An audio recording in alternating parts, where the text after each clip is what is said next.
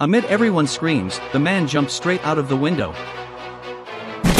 He barely managed to grab the railing, but because he did not hold on tight enough, he almost fell. Luckily, at the last second, he caught the edge of the floor. Below him was poisonous gas, and behind him were family members in danger. He had no choice but to use all his strength to climb up onto the platform. Only then did his family finally breathe a sigh of relief. Right after, the woman threw him a package. Inside were several pieces of chalk and a grappling hook. He crushed the chalk under his feet, then tied the rope and hook together. Next, he picked up a stick, shouted loudly, and jumped toward the building across from them.